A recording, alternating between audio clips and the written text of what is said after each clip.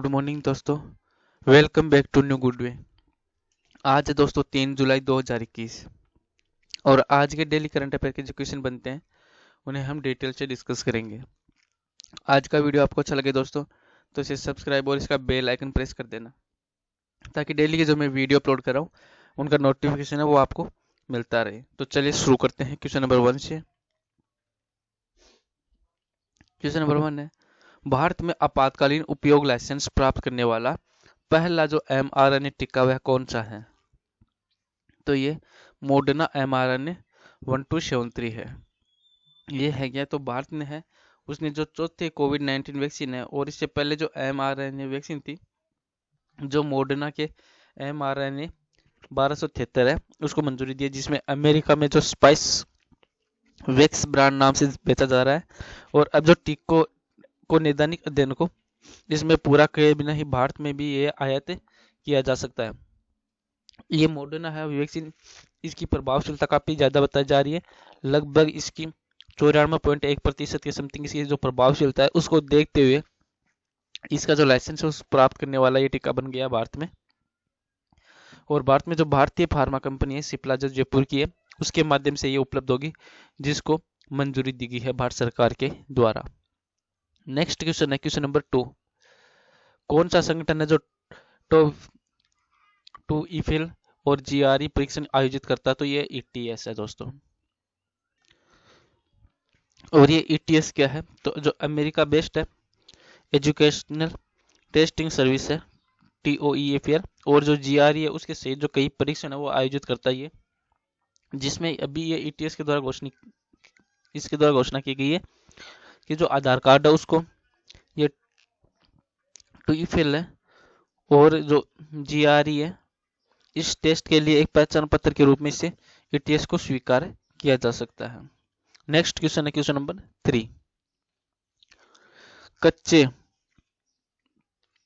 Palm तेल पर हाल ही में किस कर को घटाकर 10% कर दिया गया है? तो ये सीमा शुल्क जो टैक्स है इस कर को घटाकर अब 10% कर दिया गया है जो कच्चे पाम तेल पर। और ये जो सीमा शुल्क है इसमें जो केंद्रीय प्रत्यक्ष कर और सीमा शुल्क बोर्ड है कौन सा हमारा? तो वो है CBIC। इसकी फुल फॉर्म है केंद्रीय प्रत्यक्ष कर और सीमा शुल्क बोर्ड। इसकी जो अधिसूचना जारी की गई थी उस अधिसूचना के अनुसार जो कच्चा पाम तेल है उस पर मूल सीमा शुल्क को अब 10% कर दिया गया है। और जो रिफाइंड आता था उस पाम तेल पर जो कितना था 37.5% था, 37.5% कर दिया गया है। और ये कटौती है वो पाम तेल की जो प्रतिद्वंदी सोया तेल और जो सूरजमुखी तेल है उसकी तुलना में अधिक जो आकर्षक लोगों को बना सकती है। जिससे होगा क्या? तो इससे जो आयात है उसको बढ़ावा मिलेगा और खाद्य तेल की कीमतों में भी यह कमी आएगी। और ये कम दर की जो दर है वह 30 जून से लागू की गई है और यह कब तक रहेगी? तो यह 30 सितंबर तक रहेगी दोस्तों। क्वेश्चन नंबर नेक्स्ट है क्वेश्चन नंबर 4। हाल ही में विश्व स्वास्थ्य संगठन WHO है उसके द्वारा किस एशियाई देश को मलेरिया मुक्त घोषित किया गया? तो ये चीन के द्वारा। अब चीन है उसमें इसको मलेरिया मुक्त घोषित कर दिया गया।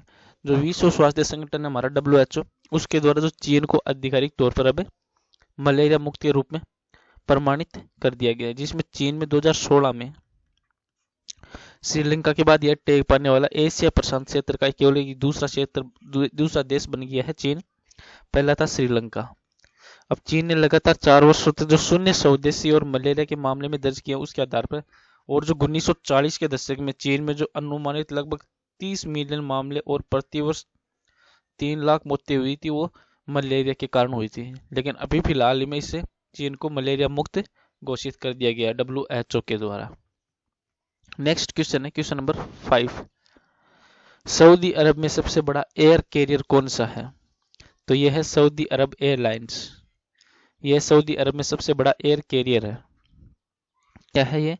तो जो सरकारी स्वामित्व वाली जो सऊदी अरब एयरलाइंस है वह सऊदी अरब की सबसे बड़ी सरकारी एयरलाइंस कैरियर है ये। और जो सऊदी अरब है वो दूसरी राष्ट्रीय एयरलाइन शुरू करने की योजना भी इसने घोषणा की है अभी फिलहाल ही में।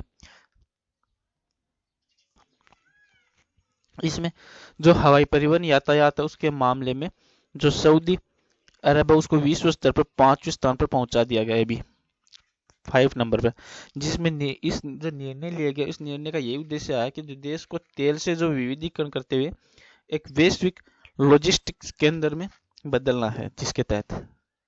नेक्स्ट क्वेश्चन है question number 6। National high speed rail corporation limited के नए प्रबंधक निदेशक के रूप में किसे नियुक्त किया गया? तो ये सतीश अग्निहोत्री है। सतीश अग्निहोत्री को जो national high speed rail corporation limited है उसके नए प्रबंधक के रूप में नियुक्त किया गया है। जो ये सतीश अग्निहोत्री है उन्होंने 3 साल के लिए ये जिम्मेदारी सौंपी गई है, जिसमें द इंडियन एक्सप्रेस को में जो कॉलम छपा था उसमें जो कॉन्फिडेंस हुआ था उसके मुताबिक ये अंचल खरे थे और रिटायर होने के बाद इस पद के लिए इनको 20 अफसरों में जो लिस्ट हुई थी उसमें शॉर्ट लिस्ट किया गया था। और जो प्रधानमंत्री नरेंद्र मोदी है उनका जो ड्रीम प्रोजेक्ट था, देश के प्रधानमंत्री का ड्रीम प्रोजेक्ट था बुलेट ट्रेन, उसकी कमान एक नए व्यक्ति के हाथ में आप दे दीजिए जो सतीश अग्निहोत्री हैं। वो अब नए एमडी के रूप में इनको नियुक्त किया गया है। नेक्स्ट क्वेश्चन है question number 7।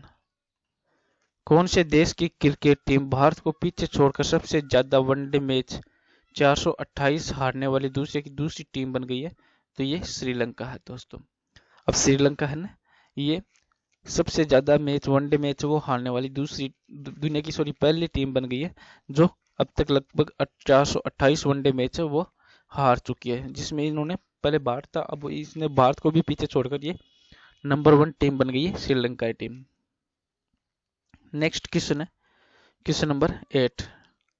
Global startup ecosystem index में भारत को कौन सा स्थान प्राप्त हुआ है? तो भारत को 20वां स्थान प्राप्त हुआ है ग्लोबल स्टार्टअप इकोसिस्टम में।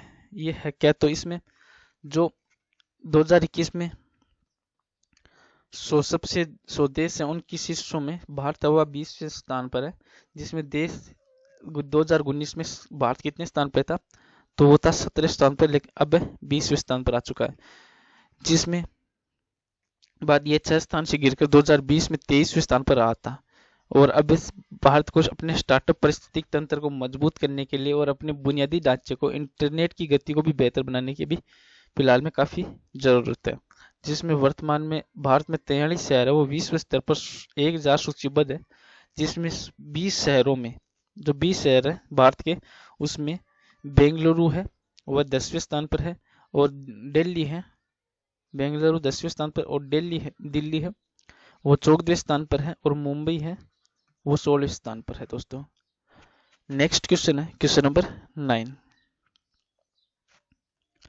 भारतीय वायुसेना के नए उप प्रमुख के रूप में किसे नियुक्त किया गया है? तो भारतीय जो वायुसेना उसके नए उप प्रमुख के रूप में विवेक राम चौधरी है, उनको नियुक्त किया गया अभी।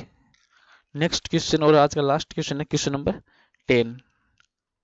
अनुबंध प्रवर्तन व्यवस्था में सुधार और व्यापार सुगमता को प्रोत्साहित करने के लिए न्याय विभाग ने किस पोर्टल को लॉन्च किया है? तो ये जो इनप्रोसेस कॉन्ट्रैक्ट पोर्टल है इसको लॉन्च किया गया है।